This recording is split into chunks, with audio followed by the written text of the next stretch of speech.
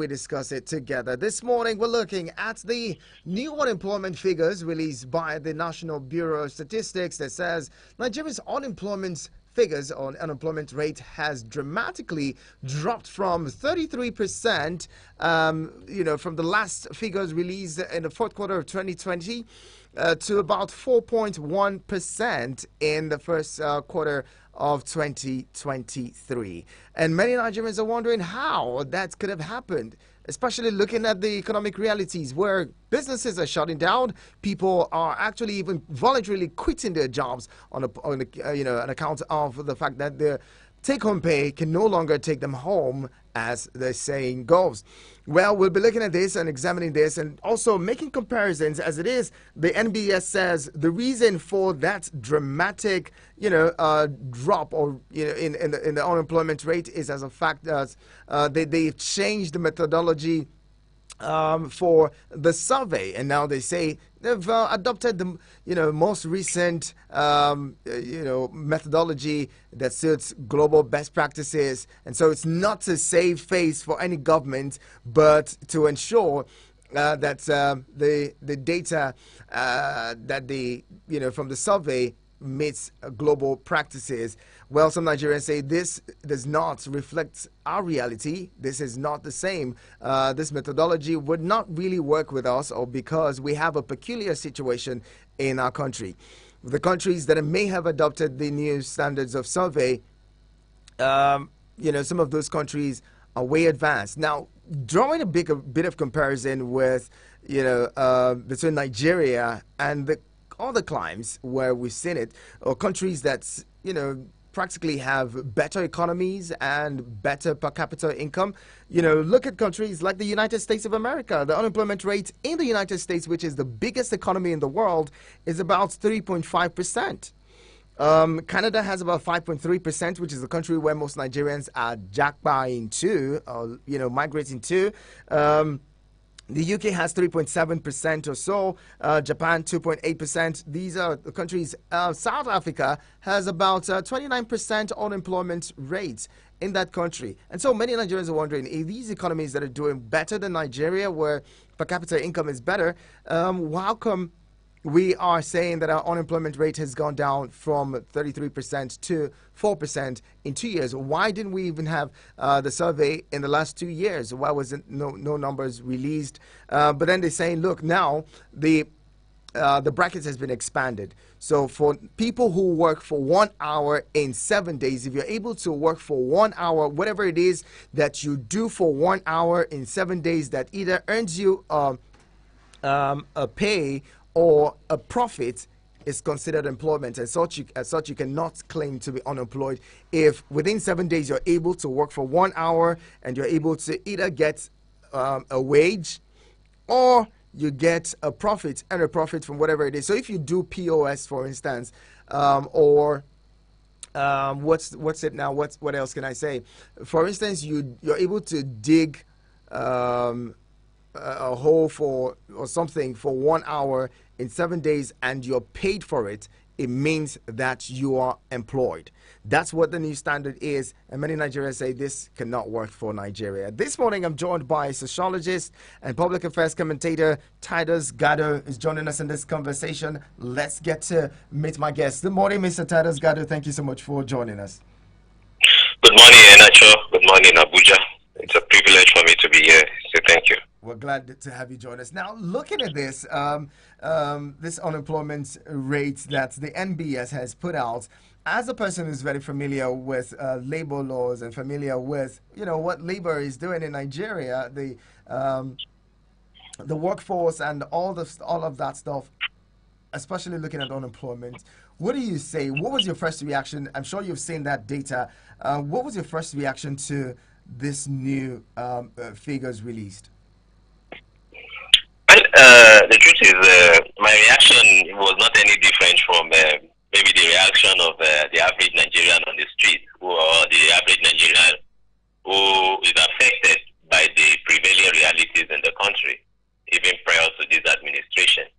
At first, I didn't even, when I saw it, I was shocked, but I didn't want to even consider it. Until much later, I had to go through it, and I saw what they presented as reasons for the purported drop in the rate of unemployment and why we have, should I say, why we have the new figure as the new rate of unemployment in the country. Basically, it doesn't take away the fact that it is not a reflection of the reality. It is not a reflection of what the average man on the street is going through and is feeling. So, to a greater extent, they coming out to tell us that, okay, they have adopted a new method, which is in line with the international labor law provision, and also in line with best practices. They are giving us a figure that is basically not it. And they are saying that they are using the labor force survey, which provides that, okay, if you have worked for 1 hour, you can also be termed as haven't been employed. So, which is contrary to what we have had before now. Because before now, it was basically for someone who has worked for about 20 hours per week. You know, the projection was based on 40 hours per week, and then if you have worked for 20 hours, you can be considered as having been employed. But now we are looking at a country where we are now using 1 hour if you have worked for 1 hour per week. But again, you want to ask, are we in a country that pays hourly, or a country that pays based on the work done? That is not the reality. So basically, this data is not a reality of the situation at hand. It is not a reality of the average economic situation. It is not the reality of the growing population that have been so hit by the misfortune of unemployment. You want to ask yourself, we now have a National Youth Service Scheme that rolls out, graduates, from institutions after your youth service. We keep having it coming almost monthly. And so you want to ask, what efforts have the government put over time to provide jobs? Have we had commensurate level of job provision to the barest minimum? No. Even the ones who are already on ground, we now have a massive army of unemployment because those coming out from the NYC are coming to join already. Not to talk of those coming from polytechnics and colleges of education who are already in the market. Now, by the time you put this by and large, and then you ask yourself, the businesses that are beginning to shut down and have shut down even in the first quarter, because this is a statistics based on the first quarter of 2023. So you ask yourself, the businesses that shut down prior to then and the businesses that shut down even in the first quarter, is this a reality? So remember again, prior to now, even KPMG came up with the statistics to say that if we are not careful, we may have an unemployment situation that will rise above 37.7%, even up to 40%. But here we have giving us a new data projection using some form of supposed methodology, which to me and to the man on the street is not a reality.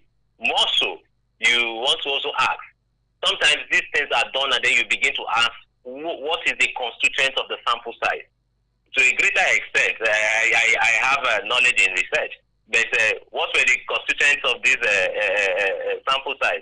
And what is the sample size? Where was it done? Was it interview? Was it survey? How was it done? Let's talk about that for a bit. The sample size, they say, has been expanded to about 35,000 households in the country, as against the 33,000 that was used before. They also say that now the unemployment bracket has been expanded.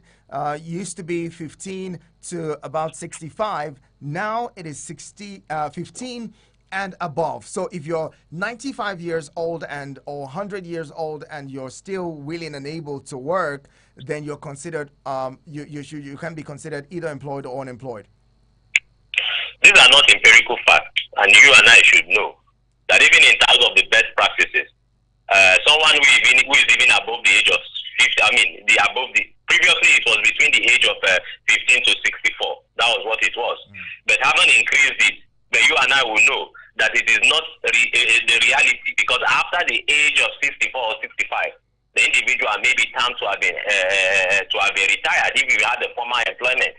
And even if you had no former employment, whatever job you were doing, to an extent, you will no longer have the strength or vigor to do that business. So you become to the you fall into the dependent bracket. And even before the age of 15, I think I don't understand why that is coming from, because even in the Nigerian setting as we are today, nobody wants to employ you if you are less than 18, except for the informer. And by informer, I'm talking about even the domestic help. And even the domestic help, at that point, it is child abuse. At that point, it is even it's against the provisions of the Child Rights Act. So when all of these brackets are put together, there are questions that one begins to ask if these are the realities of the situation in the country. Because one will expect that MDS being a body that is saddled with the responsibility of giving and dishing out empirical facts, these facts should be in tandem with some level of the reality. I am not saying this fact should be sentimental, but this fact should be objective. More so, they forget that these are facts that they provide for researchers. Because by the time you want to make certain projections tomorrow, or you're writing certain theses or dissertations tomorrow, or whatever paper, you're going to borrow from this fact. And when these facts are not in tandem with reality, the whole thing you're talking about, or the whole thing you're writing on, are simply business. So one thing one would have expected is that these provisions should be based on facts. The dependent bracket and the independent bracket are things that must also be specified and considered. Because as we are, look at the end of the employment situation. Look, like I said earlier, people, you shouldn't be employed if you are less than 18, ideally.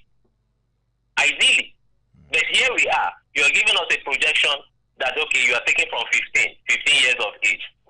Fine. You're also giving us that it goes over 65, goes over 64, 64 and 65, and then it can be as long as you want to live. That is not the reality.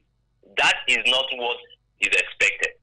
But more so, like I said earlier, the data provided about 4.1% unemployment rate in the country. It is not what is in the know. It is not what the man on the street knows. More so, like I was asking about the methodologies of collecting these data and all of that, the sample size and all of this, one begin to ask, at some point, who are some of these people? Or some of these households, where were some of these households gotten from? If in the FCC, where were these things taken from, or where were these households derived from, or where are they where were they located? Are you taking household from Maitama, or you're taking a household from Ogalada, or you're taking a household from Giri?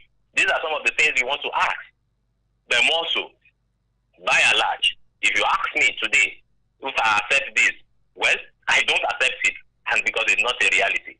So there is an argument that work life is changing, and as such, there are people who can sit back at home and within 1 hour they're able to make monies that some people would not even earn in a month or even in 2 months, and so those people should be considered. Those people cannot be said to be unemployed because they're making good money that sustains them. But the counter argument would be that, we have a population of highly illiterate people who may not be able to get those kind of jobs, and those jobs are not readily available within the country, Nigeria. You're also burdening the argument of, our wage and how, if we pay hourly wage or not, which is a very, very sound argument if you ask me, because if you're calculating unemployment hourly, then wage as well should be calculated on hourly. So why do we draw a balance between with this argument of the work life changing to accommodate people who can buy themselves, employ themselves, and sit at home and make more money than people who are even formally employed?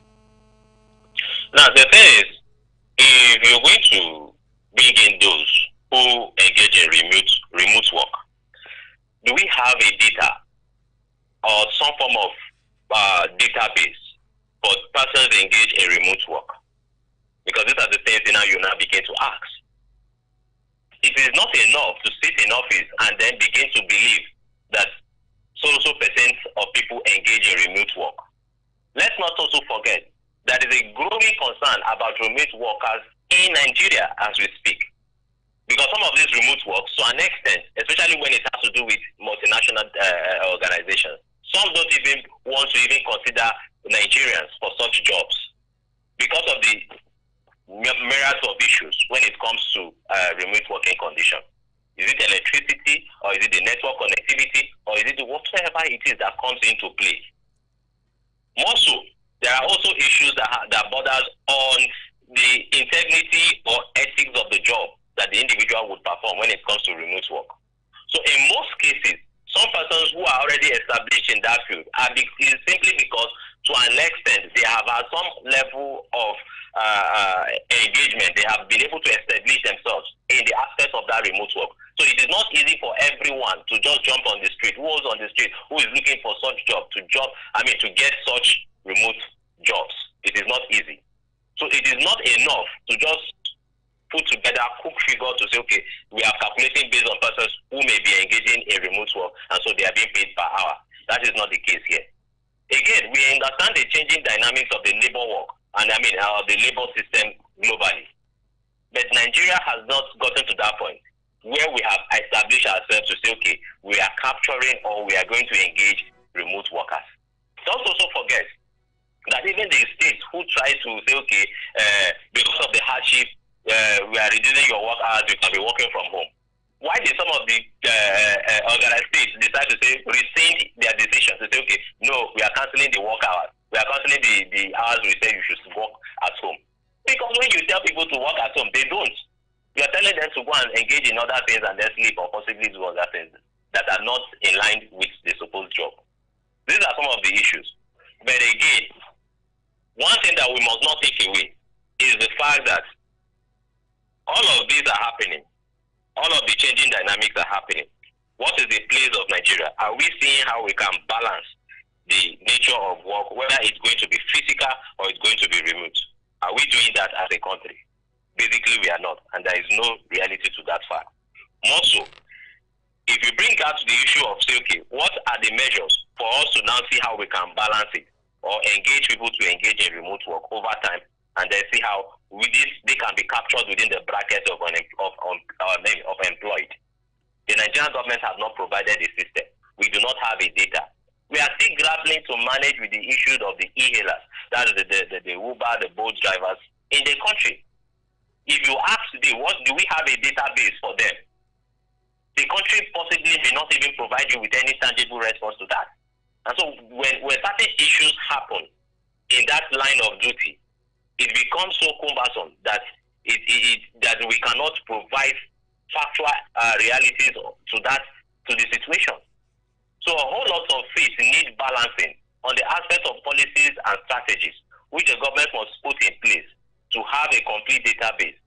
More so, if you're going to now measure them, you now have to now get a complete statement to say, okay, we believe that certain percentage of this social persons are engaged in this nature of job. This percentage of persons are engaged in this nature of job. And that will now say, okay, yes, your data are attainable. All right, let's move on to some other interesting angle of this conversation. From the removal of subsidy, palliatives have been set to be disbursed, 5 billion naira going to states. The Edo State governor says, look, that's a joke. He was shocked at that. But then someone like me is wondering, look, you are a member of the National Economic Council. You were probably sat in those meetings. What did you say, did you reject the 5 billion naira promised? To come out to say that it's a joke, you were shocked and you don't understand what it is, that the federal government should come clean. At this point, where does that leave the ordinary Nigerian who says, or majority of Nigerians who say, this 5 billion naira is money for the boys and it would not really solve the problem? Because considering this unemployment rate, we still have the same MBS that released data in the fourth quarter of 2022 to say that Nigeria has about 133 million people living in multidimensional poverty. So if we have that much population of our country living in multidimensional poverty, how can we have just 4.1% unemployment rate? It's quite conflicting. I don't know how you can break this down or help us understand, all of these confusion that we see. Like I said already, the MBS contradicted itself and possibly threw Nigerians into questioning its integrity by the figure it just released, telling us that they decided to use a new methodology. But this methodology is at variance with the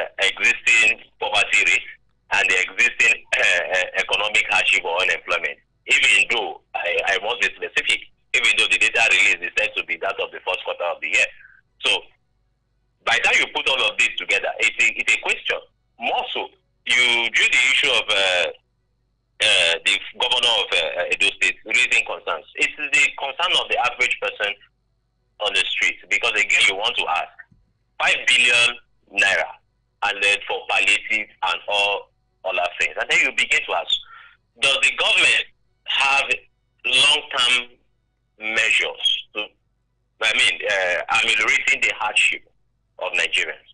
Because I don't see this for once as a measure that goes beyond 1 or 2 months, should some states decide to want to implement, like it is in the popular the palace, that this is money for the boys. Obviously it is, because at the end of the day, people will want to ask, you want to ask, what measure, or because it is going to be based on the figures that they present, that they have spent, that you will begin to say, okay, yes, possibly that is what they have told you that they have spent. But in the larger reality, how many persons benefited from this supposed money that was disbursed to states? In the Nigeria of today, one should have been looking at, it should have been measures that will curtail the growing hardship. Because whether we like it or not, there is growing hardship in the land. And it is increasing by the day. Particularly the fact that most persons can no longer commute from one destination to another. You find situations today, the streets of Nigeria is far becoming so empty to a greater extent that it has become a mockery that someone who sits in high political office to tell us that we are curbing air pollution. These are some of the issues that people should have looked at. What is the hardship? How can we now ameliorate? Putting out 5 billion naira in the coffers of governors is like telling them, do see how you can settle the people, and then we move ahead. Now, aside the issue of saying, okay, public transport, as some of the state governors are projecting, that they are going to bring in public transport to ease commuting and all of that. Are you also going to provide them for money that will ease them buying the cost, that will ease the cost of maize in the market, which is growing to 1,000 naira per measure? Are you also going to provide them with money that will also help to cushion the effect when it comes to them buying all the household items that they desire? Are you also going to provide what is needed? Or are you going to say, okay, the man who sells things in the market, put your price on hold so that we get away from this phase, or we overcome this phase? These are not the issues that they are talking about. Okay, are you also going to look at as it is? We are talking about pump price of fuel. Still, they are still projecting that it will increase. But as it is, because of the increase in the dollar rate, exchange rate of the dollar. But as it is, what are we doing towards our refinery? As much as we have had all political pep talk, but is this being reflective or reflected in the reality of the works being done in our refinery? Are we actually aiming towards reviving this refinery so we can have some level of succor? How about the issue of the CNG? We have had political pep talk on paper. What efforts are they putting in place to ensure that all of these measures have been established to address the hardship? Whether we like it or not, the thing is this: the hardship is growing. It is not a matter of political pep talk. It is about what proactive actions have been done. It is not about whatever statistics you provide, whether to suit some level of persons in political offices. So how is it? What is the reality with the man on the street? Very well said. We'll be talking more shortly, but I'd love to ask. Okay, I think it's time for us to take a quick pause. We'll be talking more. We're talking about how these figures would impact the work of the ministers of labor and employment, as well as the Ministry of Humanitarian Affairs and Poverty Alleviation that we have now. How would this, all of these impact the quality of work that they do? Considering the fact that the former Minister of Labor was one who said, if people are jackbuying, it's good for us. It's good for people to, when he was asked about the brain drain, and says, well, Nigeria has a lot of people to do the work, especially in the area of healthcare. We'll be talking about that in a bit. Stay with us. Eagles 102.3 Abuja. Eagles 102.3 Abuja.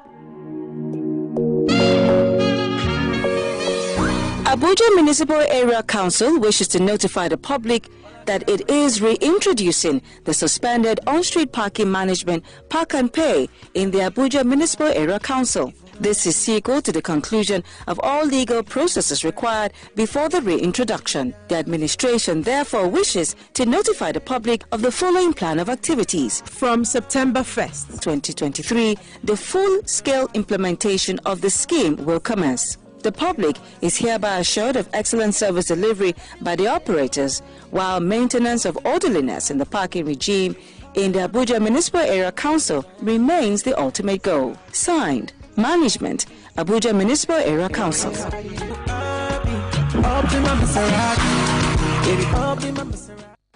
Has anyone told you you can talk about your business on radio for just 15,000 naira? Get a chance to talk your business for 25 minutes on The Entrepreneur. Mondays to Fridays, 3 p.m. on Eagles 102.3 FM, Abuja. For more inquiries, call 090-9984-4433. 090-9984-4433. The Entrepreneur. Talk your business for just 15,000 naira. Hurry now. Eagles 102.3 Abuja.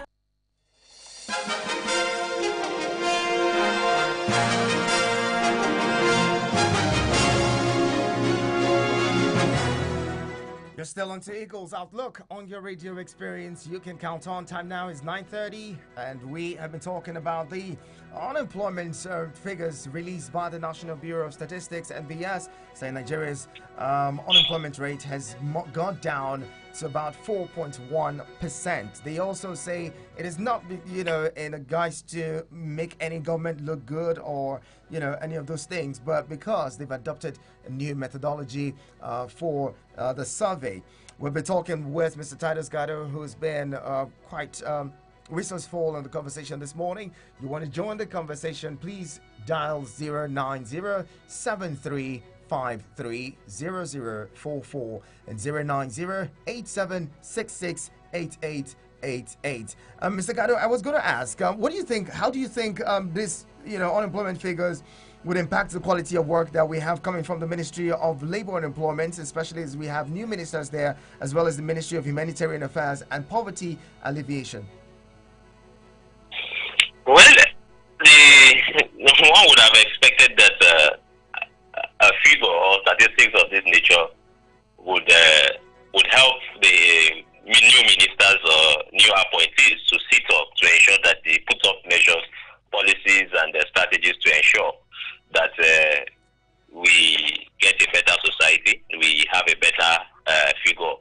But again, Nigeria is a country that the average reality does not move to government officials because they don't seem to be affected by all of the issues that the man on the street is confronted with. So most times it's just more like it's the usual thing. It's just a figure and that ends it.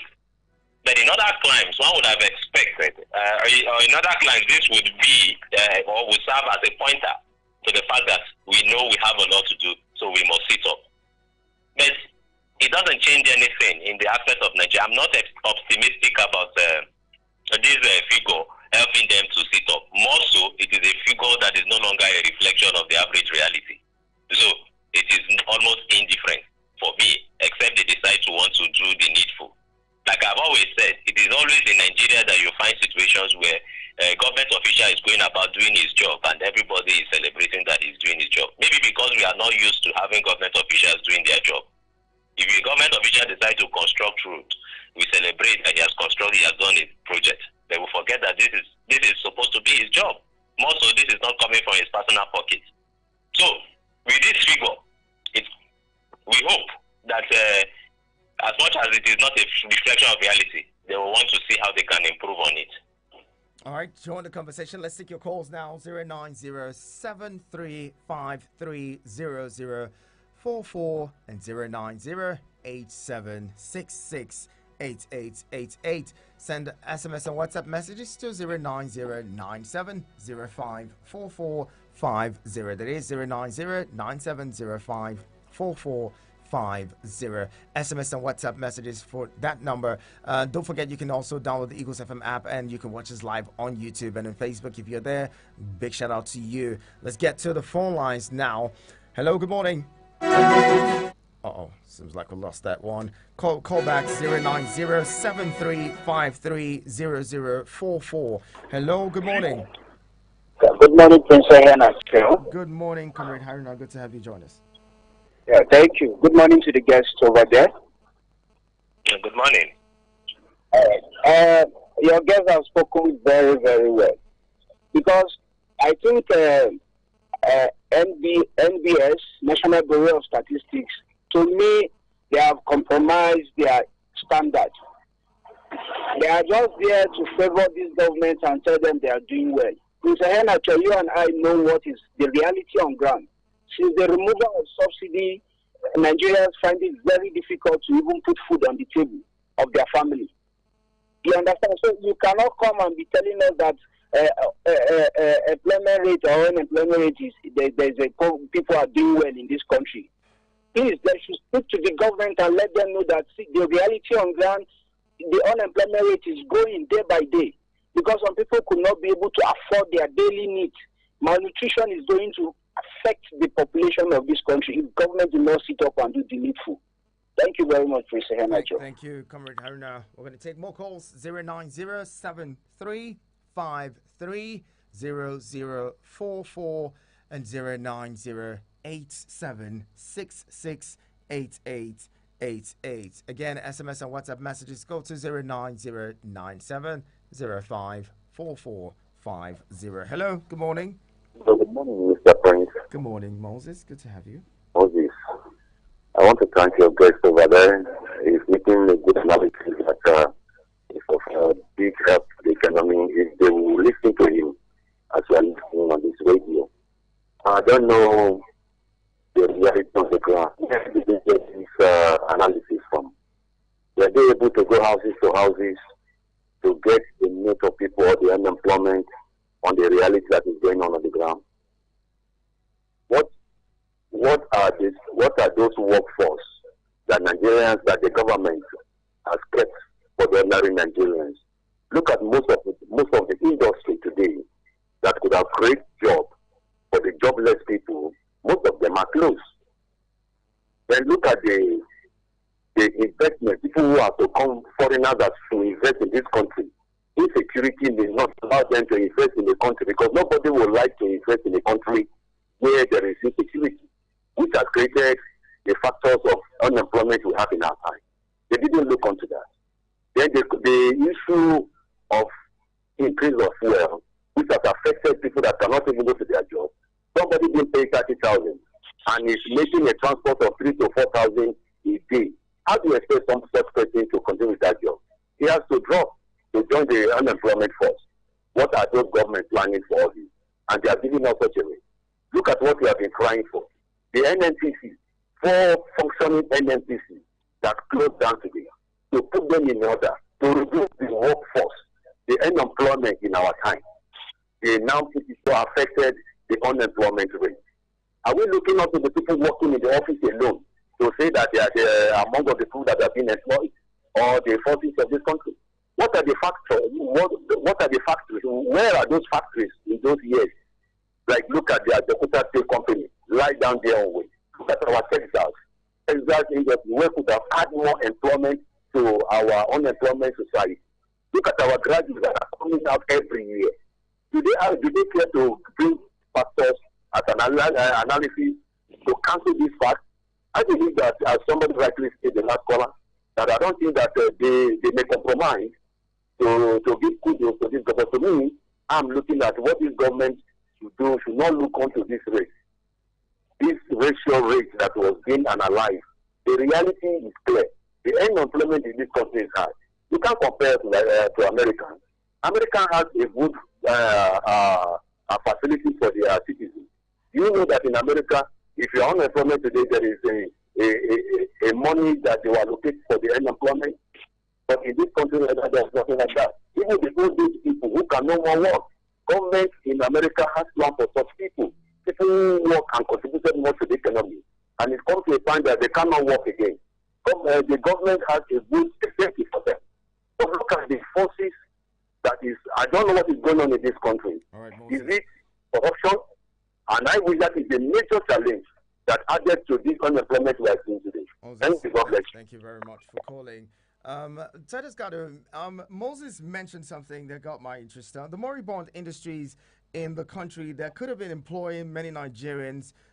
We have a minister for solid minerals who is from the Kogi state, and many say, look, this, what do you call it now? The Kogi state minister, Shaibu Aldu, they're calling on him to say, look, bring back Ajaokuta Steel, the Minister of Steel. Do you think that, the Ajaokuta Steel can be a viable source of employment for Nigerians, considering how it's been moribund for over 40 years? So the thing is,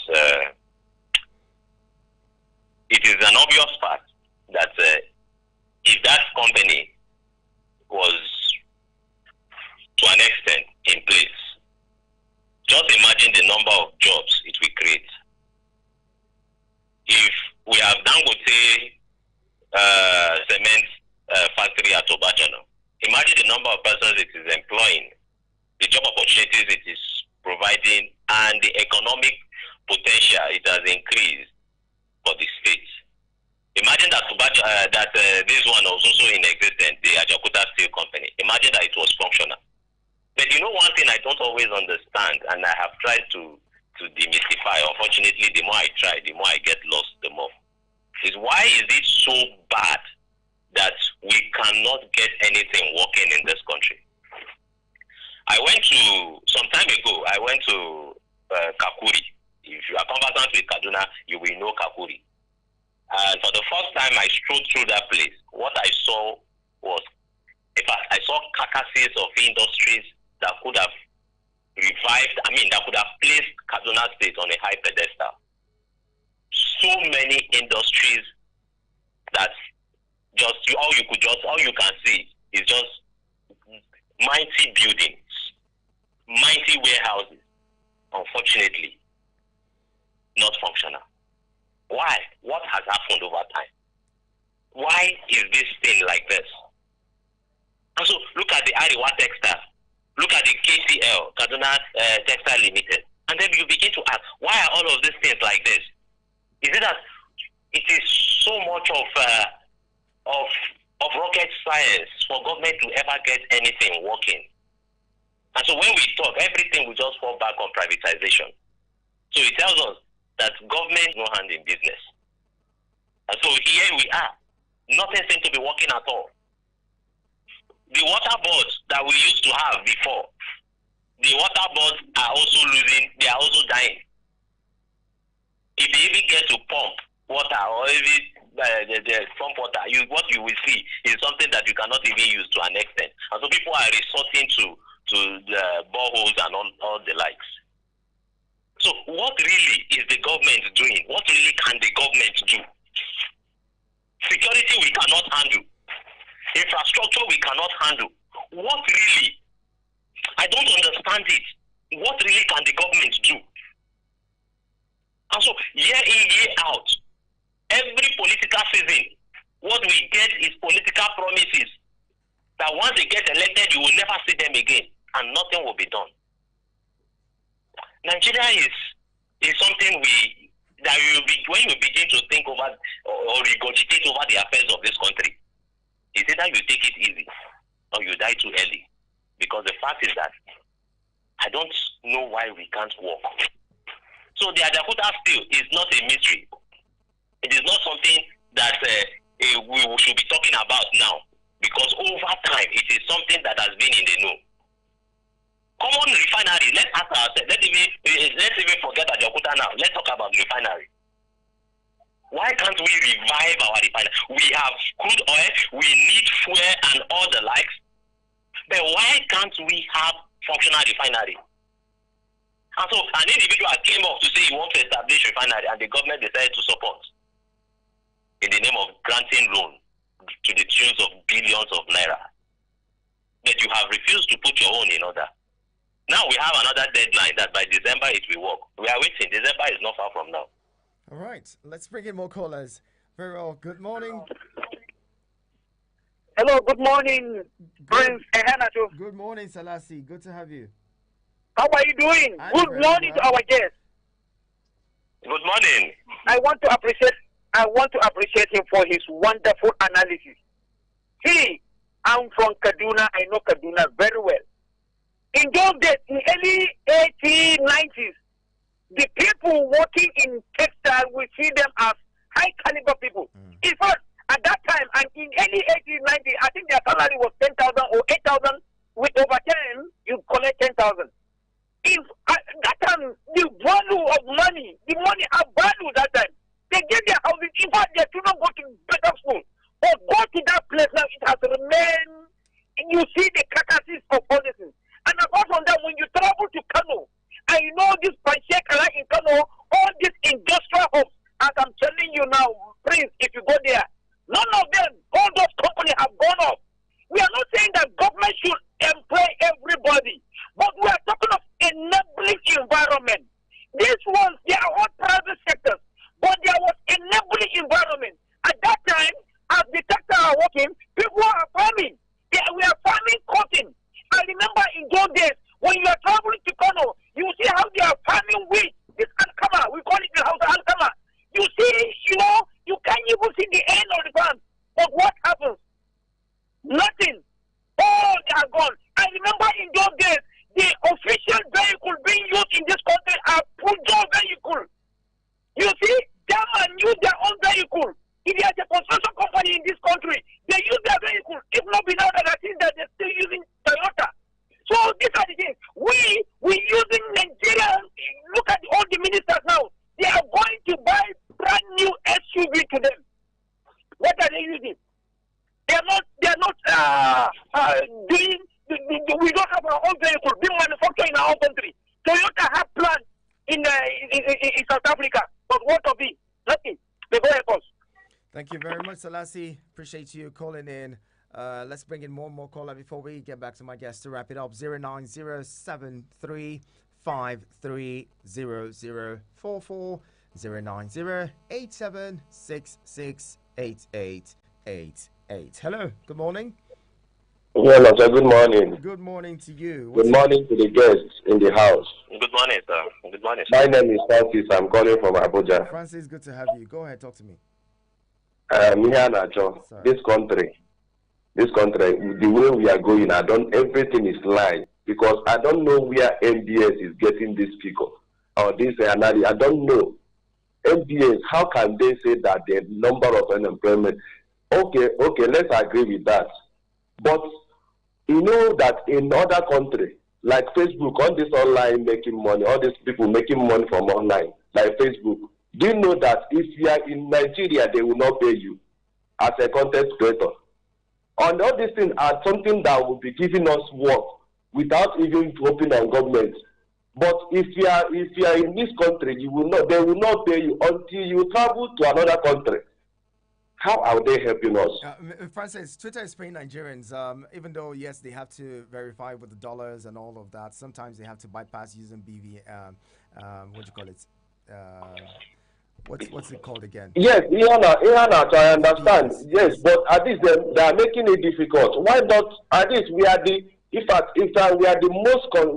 people that consume this product or this network, like Facebook, all of them. Yes, so I don't know this, and there's so many companies that are working there. In fact, this our past politicians, they did not do us well in this country because I don't know why when they are at our age, once you finish school, you get employment. Employment will be waiting, even with standard 6 or secondary school that they used to do that time. But now, you will finish higher institution, go to service, whatever. You will not get nobody will even know that you finished. And another set will be coming because they have definitely allowed all these companies that are employing them then. All of them die. No one is functional. No one is working again.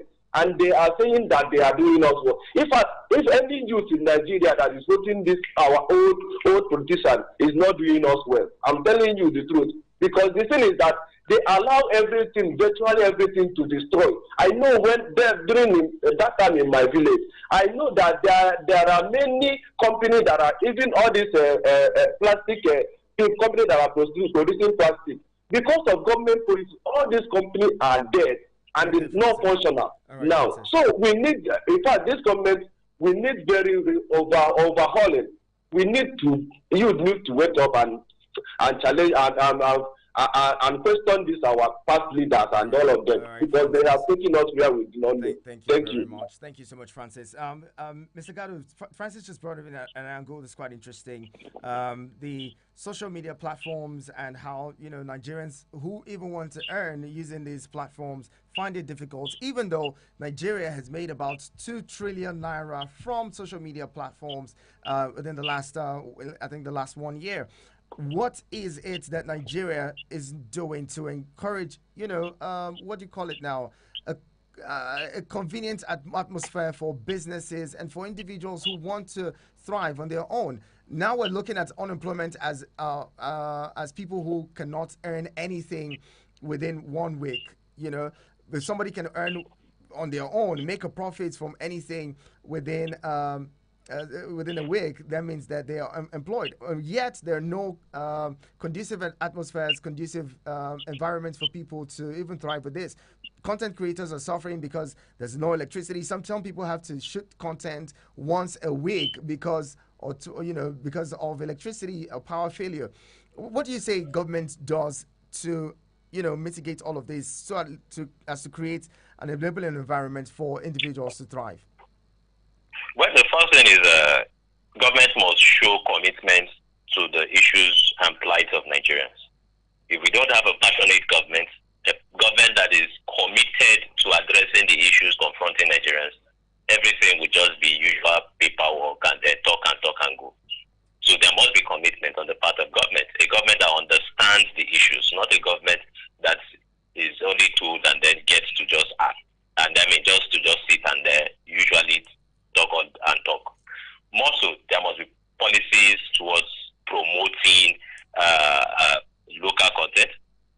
Like someone mentioned, we keep talking about local content. But as it is, the government officials, the local rice, Nami and you, the chopper, they don't know how it tastes. More so, you're talking about even our seats today. How many billion has been appropriated, have been apportioned to them, and then none of them will go for our local automobiles.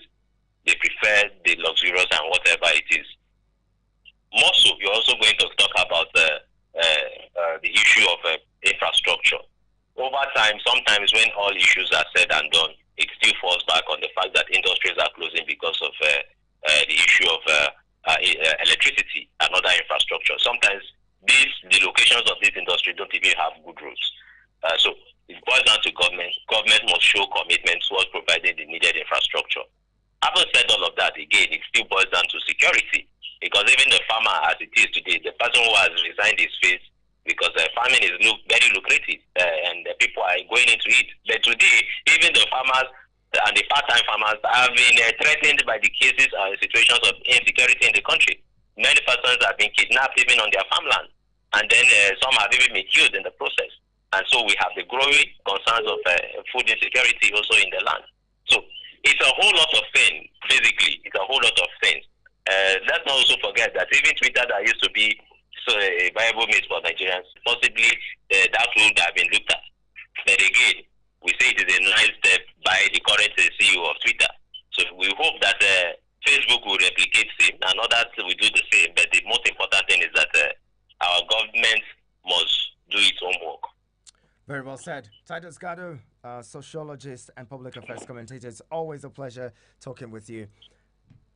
Thank you so much, Nacho. Thank you so much for being on the program this morning. And Sanusi from Suleja says, good morning, Prince. We're enjoying your programs. Please keep it up. Thank you very much, Sanusi. And this is where we drop the anchors. And I hope that you have a very fantastic weekend. As much as you can, do something to get paid. That's what matters now. Because if you're able to do something to get paid, then you're employed. You're self-employed. you could be also creating employment for other people. So, well, go ahead, do something to earn.